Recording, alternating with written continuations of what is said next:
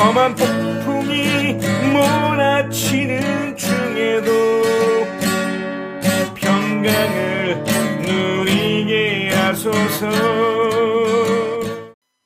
목표 생각 180번째 2024년 3월 가정교회 목장 모임을 생각하며 2024년 3월 17일 우리 교회가 가정교회 시스템을 도입하여 종료한 때가 2019년 2월쯤이었습니다. 가정교회 시스템은 2018년 봄 울산당 공동체교회 박종거 목사로부터 알게 되었습니다. 당시 우리 교회는 여러 어려움이 있었는데 그것을 돌파하기 위해 제재 양육과 평균대 사역자를 세우는 것을 중심으로 하는 가정교회 시스템을 받아들였습니다. 매달 한 번씩 여러 교회 목사님들이 비슷한 어려움을 겪어서인지 같이 모여 밥 먹고 어려움들 나누었습니다. 이미 오랫동안 진행하고 있는 모임이었고 저도 자연스럽게 참여하게 되었습니다. 2020년에서 2023년 봄까지는 코로나 사태로 2달에 한 번 혹은 영상의 줌으로 모이기도 했습니다. 그리고 2023년 가을 기존의 울산 다음 공동체 교회 모임에서 많은 목사님들이 모였기에 분리해서 모이기 시작했습니다. 그래서 작년 10월부터 지금까지 기존의 울산 다음 공동체 교회 모임에서 울산서 남부교회 모임으로 분가해서 모이고 있습니다. 그리고 3월 17일 오늘입니다. 주일 오후 6시에 함께 식사로 나눔을 우리 교회에서 가지게 되었습니다. 목장 모임에 관한 유익을 몇 가지 나누려고 합니다. 첫째는 깊은 동료의식의 유대감입니다. 기존 다음 공동체 교회에서 분리되어 서 남부교회 모임이 시작되었습니다. 분리된 교회는 우리 교회를 포함한 4교회인데 교회 규모와 상황이 비슷하고 공교롭게도 장로교회입니다. 두 교회는 개척한 교회인데 개척한 후 시간이 흐르면서 교회에 사람들이 조금씩 모이고 좋은 일들이 일어나고 있습니다. 성은남부교회는 우리 교회 비슷한 규모의 꽤 오래된 교회이고 목사님이 저처럼 부임하셔서 10년째 사역하고 계십니다.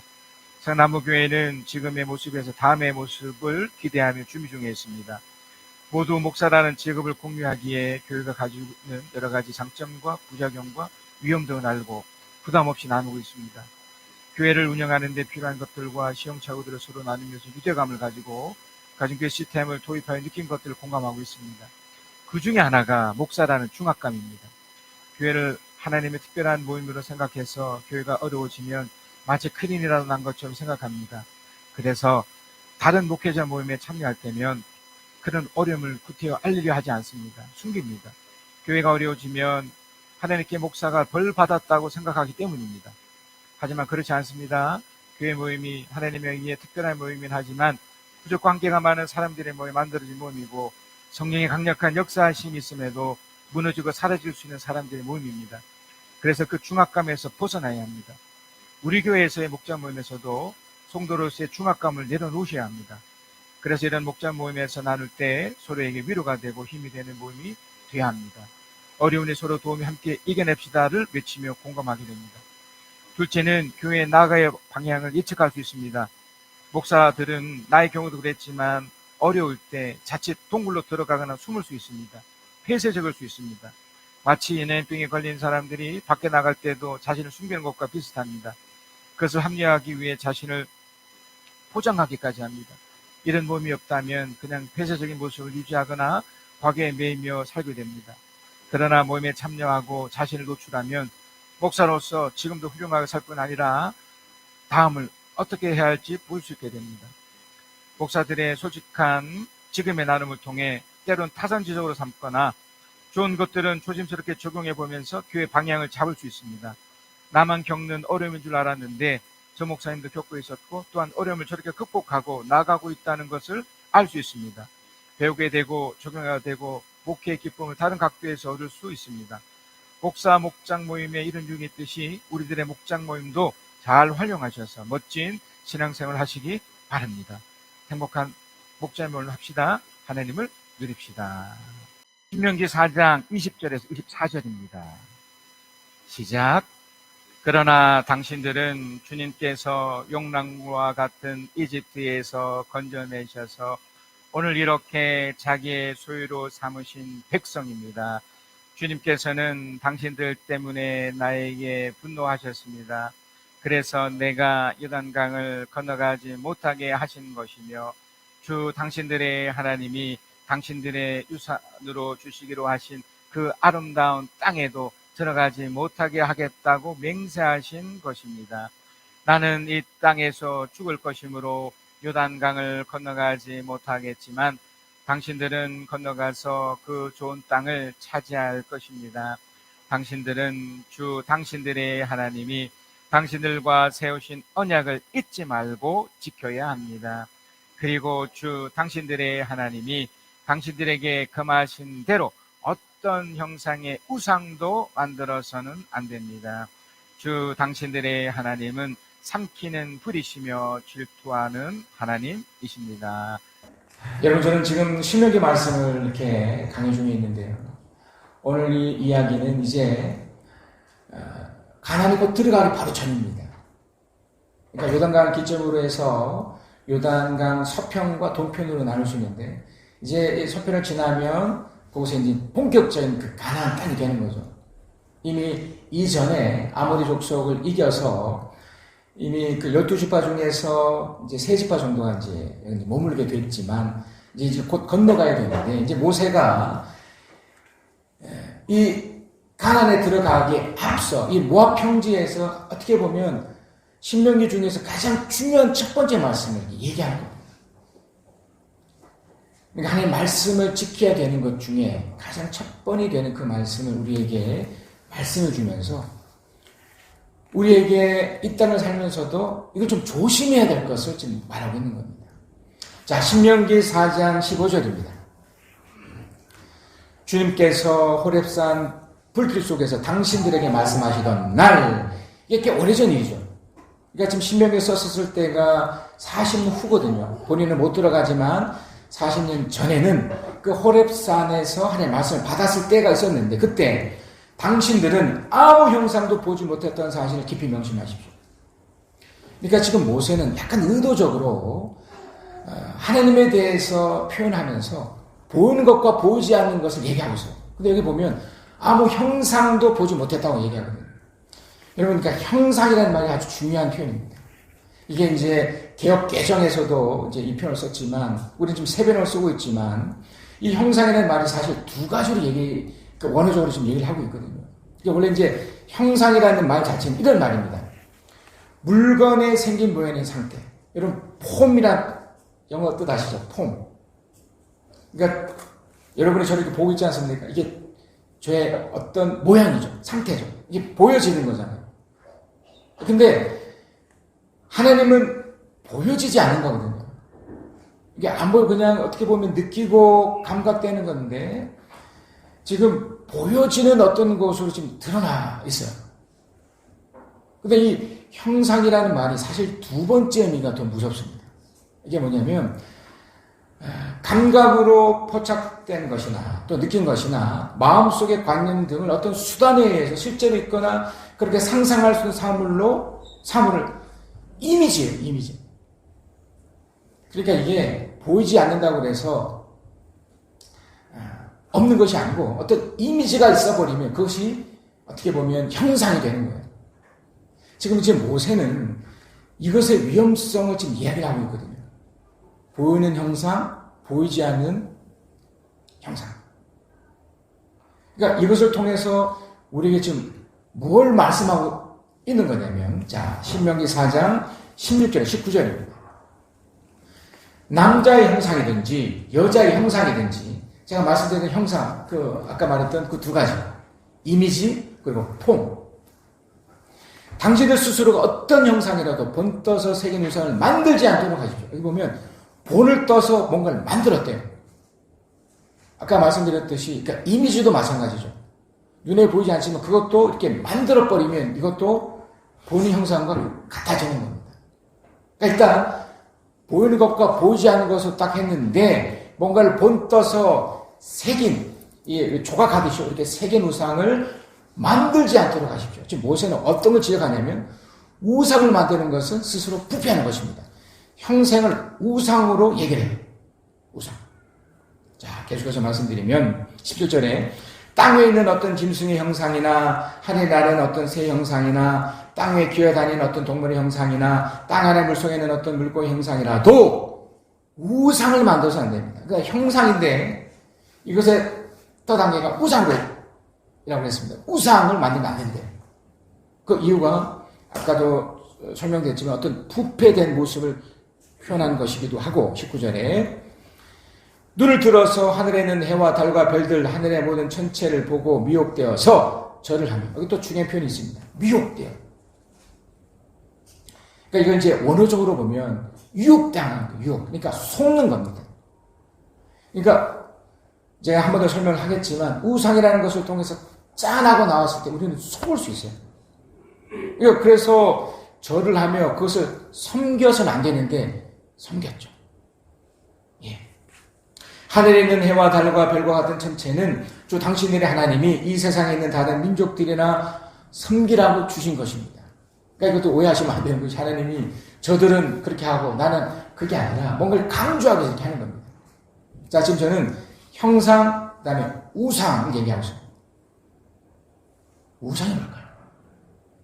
왜 그토록 모세는 이 우상을 강조하면서 우상을 만들지 마라. 우상을 또 섬겨서는 안 된다.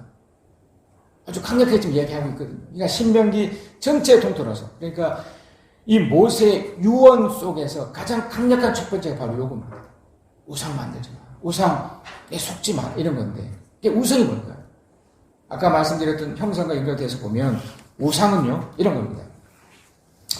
나무, 돌, 쇠붙이, 흙 등으로 만든 상이에요. 이게 형상, 폼이에요, 폼. 눈에 보이는. 이미지도 마찬가지예요. 그러니까 만들어지지는 않았다는 내 마음속에 이걸 이렇게 만들어 놓으면. 이 우상은요, 사실 불교 용어입니다. 신령한 부처를 본떠서 만든 상. 종교적 숭배의 대상이 되는 거예요. 그러니까 여러분 왜 절에 가면 석가모니 상이 있잖아요. 그게 폼이에요. 근데 그게 처음에는 그냥 폼이었죠. 근데 그게 어떻게 됐습니까? 신령하게 거기에 자기 나름대로 그걸 두어서 종교적 숭배의 대상이 된 거예요. 그것뿐만 아니라 이제 미신이라고 여겨지는 모든 것들을 이렇게 대성화시키는 겁니다. 자, 이 세 가지를 보면 한 가지 드러나는 게 있죠. 뭐냐면 이후에 한 번 더 설명을 하겠지만 왜 이렇게 할까요? 왜 우상을 섬기는 걸까요? 그러니까 우리는 불안합니다. 우리는 두려움이 있거든요. 그거를 사실 눈에 보이지 않기 때문에 하나님만 찾기보다 눈에 보이는 것에 그것에 또 붙잡는 우리의 마음이기 때문에 그렇습니다.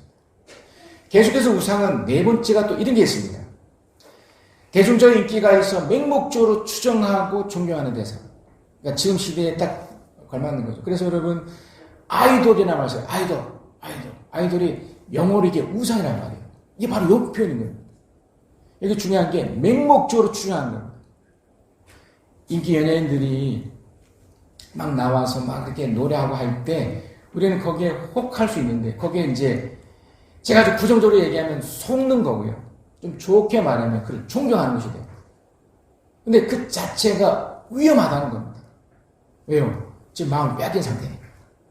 그것이 이제 결론적으로 다섯 번째인데 보이지 않는 하나님을 마치 보는 것처럼 인위적으로 만들어낸 신의 형상이나 개념이에요. 이게 이미지입니다. 여기 중요한 게 인위적이라는 표현이에요. 인위적인 것. 인위적으로 우상을 만든 겁니다. 제가 좀 전에 말씀드린 것처럼 왜요? 왜 그렇게 만든 걸까요?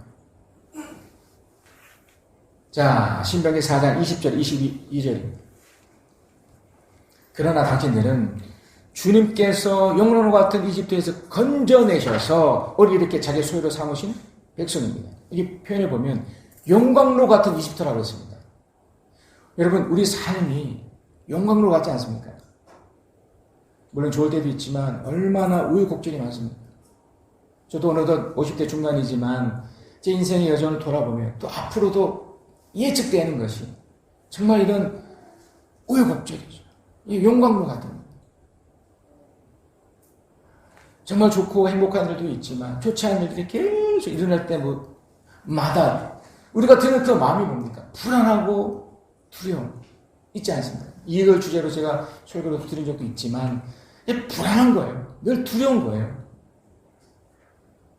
그래도 우리나라는 그래도 이제 공권력이 조금 힘이 있어서 뭐 경찰이나 뭐 검찰인 쪽이 좀 힘이 있어서 또 어떤 잘못하거나 뭔가 또 위협을 느낄 때 뭐 112나 또 119나 이때 또 신고를 하거나 또 하면 그나마 보호될 수 있지 않습니까? 있거든. 몇 년 전에 우리 교회 도난 사고가 있었을 때도 불과 하루 만에 이렇게 범인이 잡혔거든요. 다행히 좋게 이렇게 해결을 봤습니다.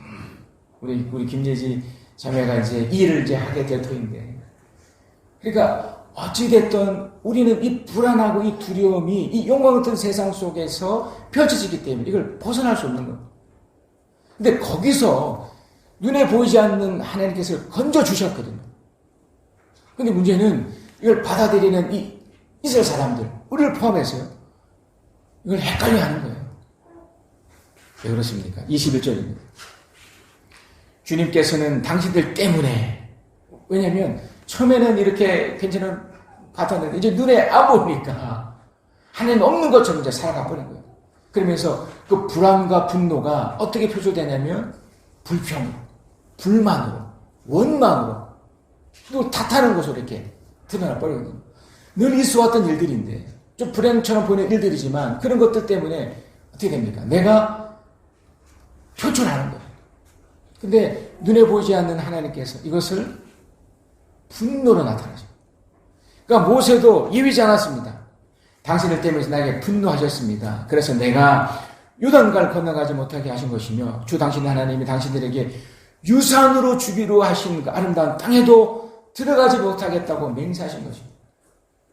이렇게 모세만큼은 눈에 보이지 않는 하나님과 지금 소통하고 있었는데 안타깝게 된 거죠. 심지어 모세마저도 이 원망에 들어가 버려가지고 결국 못 가게 된 거죠. 하지만 기회가 있습니다. 22절. 나는 이 땅에서 죽을 것이므로 요단강에 건너지 못하겠지만 당신들은 건너가서 그 좋은 땅을 차지할 것입니다. 자, 여기에 이제 중요한 하나의 요소가 딱 들어가 있습니다. 이제 1세대는 못했다면 2세대들이 이게 가능하게 됐는데 어떻게 가능해진 걸까요? 그래서 모세가 그 가능한 것을 얘기하기 위해서 바로 이 우상을 조심하라고 했던 거예요. 자, 신명기 23장 25절입니다. 당신들은 누굴까요? 2세대 사람들이에요. 1세대는 이제 끝났으니까.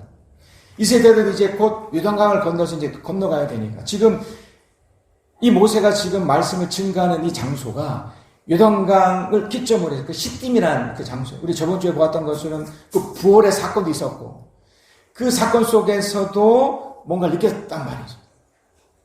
그래서 이 당시들만큼은 1세대들은 하나님을 마치 어떻게 보면 우상처럼 여겨서 하나님을 멀리 했다면 당시들만큼은 그 우상을 배격하고 제대로 좀 믿고 따라가는 좀 이런 의미에서 당신들은 주 당신들의 하나님이 당신들과 세우신 언약을 잊지 말고 지켜야 된다. 그러니까 잊지 말고 지켜야 되는 그 첫 번째가 바로 이 인위적인 우상을 이기는 거예요. 그리고 주 당신들의 하나님이 당신들이 금한 대로 어떤 형상의 우상도 만들어서는 안 됩니다. 이걸 얘기하는 거예요. 그래서 어떻게 보면 지금 모세가 말하는 많은 것 중에 가장 중요한 게 바로 이거예요. 이 첫 번째 포인트 이거예요. 멀리 해라. 만들어서는 안 된다. 위험하니까. 왜요? 지금 왜 계속해서 이야기를 하는 건가요? 그 다음 구절입니다. 24절. 우리 24절 한번 같이 읽겠습니다. 시작. 주 당신들의 하나님은 삼키는 불이시며 질투하는 하나님이십니다. 여러분, 불이라는 게 이렇게 가만히 보면요. 불이 뭔가를 태우잖아요. 근데 그게 마치 뭔가를 삼키는 것 같아요. 우리가 무엇을 먹을 때 삼키잖아요. 그런 것처럼 뭔가를 삼키는 거예요. 지금 왜 이렇게 강력한 표현을 하는 거냐면 지금 하나님께서 당신의 사랑으로 당신의 축복 속에 살아가는 그 사람들이 지금 속임을 당할 때 느끼는 그 감정을 이렇게 얘기하는 거예요. 너희들이 사실은 하나님 없이도 막 사는 것처럼 너희들이 지금 말을 하고 있지만 나를 놓쳤을 때 그래서 우상에 속아서 제가 아까 말씀드린 우상이 뭔가 말씀드렸지 않습니까? 거기서 마음을 빼앗겨서 되었을 때 그런 불안과 두려움을 거기에 쏟아내버리면 나는 어떻게 돼? 여기서 표현이 질투입니다. 질투. 질투하는 하나님. 질투라는 말을 주님 왜 쓰셨을까요? 그러니까 우리가 알아둘 수 있는 말로 쓰신 거예요. 질투라는 말은 이런 겁니다. 질투는 상대 이제 이성이 있습니다. 그러니까 내가 남자고 여자가 있지 않습니까? 다른 이성이 좋아하면 지나쳐서 미워하고 싫어하는 거예요. 이제 제가 어떤 여자를 사랑하는데 그 여자가 나를 사랑해줘야 되는데 나를 사랑해주지 않고 또 다른 남자를 사랑해주면 내가 드는 그 감정이 바로 이 질투의 감정이에요. 그러니까 이게 너무 강해지면 이 상대가 미워지는 거예요. 또 저쪽도 미워지고, 그러니까 미워지고 싫어지고. 그러면서 이걸 어떻게든 사랑을 되찾아하기 위해서 막 시기하고 깎아내리고.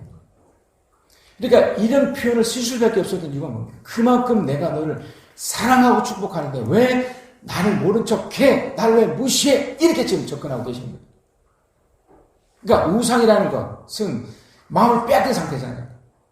이스라엘 사람들, 특히 우리가 신앙을 갖고 살아가면서도 여러분 이걸 조심하셔야 되는 거예요. 여러분의 마음을 빼앗기는 그 모든 것이 다 이런 겁니다. 제가 여러분 참 조심스럽지만 제가 애완견 같은 것도 여러분 조심하셔야 돼요. 제가 정말 조심스럽지만 왜 이 얘기를 말씀드리냐면 어쩌면 이것 때문에 결혼까지 안 해요. 또 아이 낳는 것도 포기하는 사람도 있어요. 그러니까 이 강아지는 어디까지나 강아지인데 뭐 좋아하는 거 어떻게 하겠습니까? 이게 사람의 반절까지 오는 거예요. 아기가 돼요. 그리고 모든 걸 쏟아요. 그게 어떻게 받아들여야 됩니까? 그러니까 세상이 그러니까 그런가 보다. 그렇지 않으면 고민하셔야 돼요. 우리는 사람을 사랑해야 됩니다. 소중한 사람들을 사랑해야 돼요. 그냥 걔는 걔로서 여기고 뭐 마당 있으면 마당에서 기르고 그리고 그냥 그 좋아하는 마음으로 이렇게 여겨야 되는데 이게 마치 그렇지 않겠습니까? 이게 어떻게 보면 하나님의 또 질투의 대상이 될 수 있는 거죠. 뭐 사실 뭐 애용에 뿌리겠습니까? 여러분을 마음을 빼앗기는 모든 것들이 다 이거 조심해야 될 대상입니다. 공부, 또 여러분의 직업, 여러분의 취미생활, 인생에 가지는 모든 것이 마음을 빼앗기게 만드는 이것이 다 모두가 우상입니다. 우상. 제가 우상을 설명드렸을 때 인위적으로 만들어진 신의 개념이라고 그러잖아요. 자신의 불안과 자신의 두려움을 거기에 쏟고 싶은 거예요. 거기 두면 괜찮다고 여기는 거예요. 심지어 여러분 이런 경우도 심각하고 위험한 우상일 수 있는 거예요. 내가 너무 괴로워요. 너무 힘들어요. 내가 좀 술이 땡겨요. 밖에 나가서 담배 한 대 피워야지. 이 자체가 바로 우상이 된 거예요. 그럴 때 우리는 어떻게 됩니까? 하나님을 정말 사랑하고 하나님을 아는 사람이라면 하나님을 이렇게 나가는 거예요. 눈에 보이지 않지만 눈에 보이지 않기 때문에 더욱더 내 마음속에 계시는 걸 믿고 그 앞에서 기도하고 때로는 믿음의 사람들과 이것을 의논하면서 이렇게 나가야 되는데 빼앗긴 거예요. 내 두려움과 내 불안을 거기에 쏟는 거예요. 세상에서는 아무 상관없습니다. 오히려 부축이죠. 세상에서는 오히려 애완견을 키우고 또 술을 먹고 담배를 피우고 그런 걸 부축입니다. 뭐 동성애 수많은 것들이 다 괜찮은 거예요. 이제는 감동도 사라졌는데요. 다 괜찮습니다. 세상에서는 어떻습니까? 이렇게 살면 저렇게 살면. 하지만 눈에 보이지 않는 하나님은 어떻게 생각하시겠냐? 우리의 삶이 이 땅으로 끝나면 끝나지는 게 아니지 않습니까? 그렇다고 우리가 다시 환생하는 것도 아니고 그리고 내 삶에 책임을 지고 대가 지불해야 되는데 우리 주님이 그걸 대신해 주기는 했지만 우리 삶의 결과까지는 우리가 책임져야 되거든요. 그럴 때 어떻게 하시겠습니까? 나는 하나님을 사랑하는 것보다 나는 술을 더 사랑했습니다. 나는 하나님을 사랑하는 것보다 나는 담배를 사랑했습니다. 나는 하나님을 사랑하는 것보다 나 스스로를 더 사랑했습니다. 라고 고백하시겠습니까? 그래서 모세는 이 부분을 너무너무 강력하게 지적하고 있었던 겁니다. 신명기 4장 28절입니다. 오늘 내가 하늘과 땅을 증인으로 세울 것이니 당신이 요단강을 건너서 차지할 할 땅에서 반드시 곧 멸망할 것입니다. 어떻게 하면요? 그렇게 우상을 섬겨버립니다. 우상을 따라버리면 멸망할 거래요. 그건 예외가 없습니다. 그래서 모세도 못 들어가잖아요. 우리라고 얘기할 것 같습니다. 또 뭐라고 얘기합니까? 그 땅에서 오래 살지 못하고 반드시 말 거예요. 이게 무슨 표현이 뭐냐면 반드시라는 표현이에요. 이것만 없으면 좋겠는데 반드시 곧 멸망거려야 돼요. 또 뭐가 나옵니까? 주님께서는 당신들 여러 민족으로 흩으실 것입니다. 주님께서 당신을 쫓아 보내실 그곳 백성 사이에 살아남을 사람이 많지 않을 것입니다. 당신들 거기에서 사람이 나무와 돌로 만드실, 즉 보지도 못하고 듣지도 못하고 먹지도 못하고 맹세도 맞지 못하는 신을 섬기게 될 것입니다. 여러분, 우리는 이제 신앙이 있다면 이게 느껴지잖아요. 불교가 아무리 융성하고 대단하다 할지라도, 스님들이 뭐 나름대로 뭐 대단하다 할지라도 정말 아무것도 아닐 수밖에 없지 않습니까? 형상일 뿐인데 정말 아무것도 못하는 거기서 빌고 자신의 불안과 자신의 둘을 거기다 쏟아낸다는 그 자체가 얼마나 어리석고 무서운 행위가 되는 겁니다. 지금 모세는 이걸 지적하고 있는 겁니다. 자, 그러면 정말 우리가 그런 불안과 두려움을 그런 것을 뺏기지 않고 주님께만 나간다면 어떻게 될까요? 완전히 반대가 되겠죠. 여러분, 그래서 여러분, 신앙은 명쾌합니다. 그러니까 어렵거나 막 복잡하지 않아요. 그들이 믿는 것처럼, 그죠? 우리도 그것 대신에, 우리 주님이 그렇게 하셨던 것처럼 우리가 주님 앞에 나가서 내 불안과 내 두려움을 주님 앞에 서 있으면, 비록 눈에 보이지 않지만 하나님은 분명한 우리가 만든 이미지가 아니라 성경 이미지가 있습니다. 뭡니까? 우리에게 축복해 주시는 거예요. 우리가 잘 되도록 하시는 겁니다. 신명기 4장 29절 31절입니다. 거기에서 당신들은 하나님이신 주님을 찾을 겁니다. 어쩌면 이게 좀 불행해서 안타까운 현실에서 찰 수도 있습니다만 우리는 거기까지 가서는 안 되지만 어찌됐든 우리는 주님을 찾게 되어 있습니다. 이게 정상적으로 바른 거예요. 당신들이 하나님을 찾되 마음과 성품을 다하여 하나님을 찾으면 만날 것입니다. 여러분, 이게 어렵지 않다니까요. 마음과 성품을 다한다는 게 뭡니까? 내가 누군가를 사랑하듯이, 내가 누군가를, 여러분이 부모라면 여러분 자식을 어떻게 사랑하십니까? 뭐 특별하게 사랑하는 겁니까? 그냥 마음이 가잖아요. 이번에 우리 이철원 집사의 그 둘째 태어났을 때 저도 긴장이 되더라고요. 전화하면서도 막 긴장이 되고, 근데 시간 지나서 태어났습니다. 그렇게 기분이 좋은데, 그러니까 이런 거거든요. 그러니까 신앙은 눈에 보이지 않지만 하나님이 반드시 나를 돕고 있으시고 역사하신다는 이 당연한 원리 속에서 내가 마음을 이렇게 두는 거예요. 그러면 만난대잖아요. 만나져서 누린대잖아요. 제가 여러분에게 확인해 드리고 싶은 것은, 물론 나의 삶도 마찬가지지만 우리 성도의 삶을 한번 추적해 보세요. 정말 자신의 불안과 자신의 두려움을 하나님께 맡기고 묵묵히 살아가는 분의 삶의 여정과 그 결과가 어떻게 되고 있는지 정말 자녀들이 잘 되면서 보거든요. 정말 자녀들이 잘 돼요. 놀랍게 확인합니다. 30절입니다. 당신들이 환난을 당하고 마지막 날에 이 모든 일이 당신들에게 닥치면 그때야 가서 비로소 당신들 주 하나님께서 돌아와 그에게 길을 비울 것입니다. 이 조금 극단적으로 표현한 거죠. 닥치면. 근데 우리는 닥치기 전에 하면 돼요. 이 말에 너무 연연하지 마시고. 그래서 우리가 몰라서 또 속아서 어쩔 수 없어서 마음을 빼앗길 수 혹 있을지라도 돌아오면 됩니다. 더 늦기 전에 돌아오셔서 주말 말씀에 귀 기울이고, 그것이 첫 번째가 뭐라고요? 바로 이 우상을 이기는 것, 우상을 조심하는 것. 31절, 주 당신 하나님은 자비로운 하나님이시니 당신들을 버리시거나 멸하시지 않고 또 당신들의 조상과 맺으신 언약을 잊지도 않으실 겁니다. 언약이 뭡니까? 쌍방간의 약속이거든요. 그러니까 하나님께도 약속하셨듯이 나도 이제 약속한 거예요. 하나님, 저도 이제 하나님 말씀 앞에 바로 살겠습니다. 그러면 그것에 근거돼서 주님도 어떻게 합니까? 축복으로 바꿔놓는 거예요. 내가 속아서 또 우상하게 또 속아서 마음을 빼앗겨서 또 불안한 채 또 두려움체, 그걸 다른 곳에서 막 헤매다가 뒤늦게 남아있고 돌아왔어.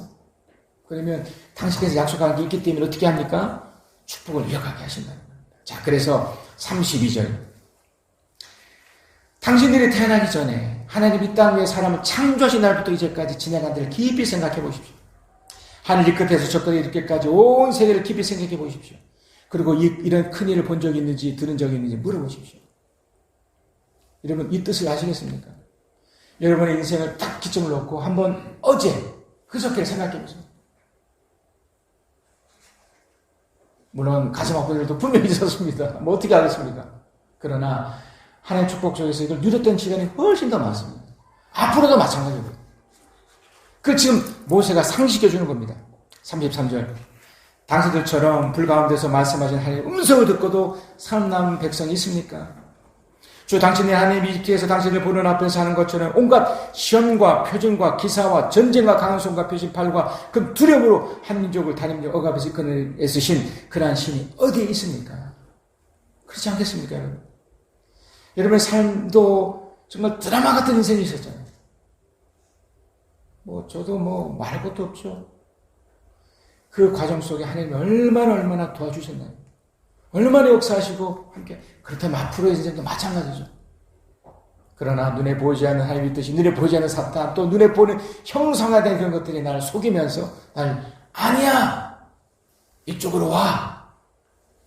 술 한잔하면서 담배 피우면서 또 불교해도 아니야, 신천지해도 아니야, 이 JMS 이런 데서도 구원이 있을 수 있으니까 거기서 한번 만나보면 어때? 이렇게 속인다는 겁니다. 35절. 그러나 당신들에게 이것을 나타내셨으니 그것은 곧 하나님이시 구분밖에 다른 신이 없으면 알게 하시려는 것입니다. 그렇지 않겠습니까, 여러분? 여러분이 혹 하나님을 몰랐던 사람은 혹 모르겠지만 정말 아는 사람 같으면 확인하고 또 확인하실 겁니다. 가끔 또 속아서 또 불안이 또 생기고 또 두려움이 있어서 잠시 잠깐은 한 놓칠 때도 있을지라도 하나님이 곧 돌아오게 하실 거예요. 왜냐하면 우리는 압니다. 주님이 진짜 하나님이라는 것을. 자, 그래서 여러분 어떻게 하면 될까요? 인위적인 우상을 그러면 조심하여 우리가 어떻게 하면 될까요? 신명기 4장 36절 38절입니다. 주님께서는 당신들을 단련하시라. 어려우면 단련이라는 표현입니다. 이 세번역에서 참 멋지게 번역을 했습니다. 단련. 이게 원어적으로 보니까 아주 중요한 표현들이 있습니다. 다 읽고 한 번 더 설명을 하겠지만 단련하시려고 당신들에게 하늘로부터 그 음성을 들려주시고 땅 위에서 큰 불을 보여주셨습니다. 그래서 당신들은 불 가운데 그의 말씀을 들었을 것입니다. 37절. 주님께서는 당신들의 조상을 사랑하셨으므로 뒤에 그 자손을 택하셨고 그 크신 힘으로 몸소 당신들 이집트에 이끌어내셨습니다. 38절. 그리고 당신보다 크고 강한 민족을 당신들의 앞에서 쫓아내시고 당신들을 그 땅에서 이끌어 들이시고 그 땅을 유산으로 주어서 오늘에 이르게 하신 것입니다. 결국 여러분 유혹을 받고 그런 어려움이 딱 생길 때 불안하고 두려움도 포함돼서 이런 것들이 다 생길 때 이것이 다 무엇이냐면 단련이라는 거예요. 단련. 자, 단련의 첫 번째 의미는 이거예요. 처음엔 귀찮거나 괴로운 일도 시달립니다. 이 단련은 이게 국어학 사전에 나오는 표현입니다. 그러니까 여러분 안에 그러니까 우상 같은 것들, 그러니까 내 마음을 빼앗긴 것들이 너무 많거든요. 왜냐면 우리는 세상 구조에 살고 있잖아요. 우리는 이걸 떠나 살 수 없습니다. 이 속에 있기 때문에 계속 시달리게 만들어요. 여러분 일터를 가든지, 여러분 가정에 가든지, 심지어 교회 속에서도 마찬가지예요. 우리 경쟁 구조 속에 살고 그 속에서 살면서 귀찮아지길 때도 있고 막 괴로운 일들이 계속 시달려요. 자, 문제는 이거에 우리는 선택을 해야 될 그 딱 상황이 생겨요. 하나님을 선택할 것이냐, 우상을 선택할 것이냐. 마음을 빼앗기는 대로 가는 거니까. 우리 하나님을 선택할 거거든요. 그러려면, 자, 이제 두 번째 표현한 것처럼 세 부치를 불에 달고 두드려서 단단하게 하는 거예요. 이걸 구체적으로 말하면 세 번째와 네 번째. 몸과 마음을 굳세게 만드는 거예요. 아니야. 왜냐면 속는 거라고 그랬잖아요. 우상의 모든 것들이 속는 거예요. 여러분, 여러분의 불안과 두려움을 부처 앞에서 백날 천날 빌어보십시오.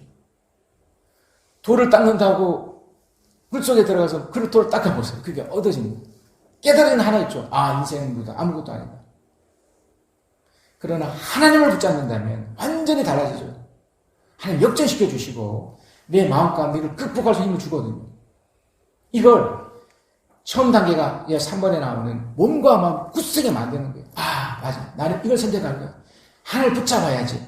라고 내 생각과 마음을 이렇게 세우는 거예요. 그리고 네 번째가 어떤 걸 반복하게 익숙하게 만드는 이게 단련이래요. 단련. 반복하는 거예요. 그래서 여러분이 꾸준하게 지금 이 예배에 참석하는 거잖아요. 매주마다. 또 수요기도 때도 계속 오셔서 익숙하게 반복해서 만들어 놨을 때 그 우상의 속임과 우상의 그런 것들을 이겨낼 수 있는 것. 이게 어떻게? 여러분 결론입니다. 인위적 우상을 조심하셔야 되는데 신명기 4장 39절에서 40절입니다. 자, 우리 한번 큰 소리로 함께 읽겠습니다. 시작! 오늘 당신들은 마음에 새겨 분명히 알아둘 것이 있으니 주님은 위로는 하늘에서도 아래로는 땅에서도 참 하나님이시며 그 밖에 다른 신은 없다는 것입니다. 당신들은 오늘 내가 당신들에게 일러주는 주님의 규례와 명령을 지키십시오. 그러면 당신들과 당신들의 자손이 잘 살게 되고 주 당신들의 하나님이 당신들에게 영원히 주시는 땅에서 길이 살 것입니다. 아멘이십니까? 아멘. 그 첫 계명이 바로 이 우상을 조심하는 거예요. 여러분 안에 이 믿음을 가지고 특별히 이번 한 주간 이렇게 사셔서 그 축복을 계속 누리시길 축복합니다.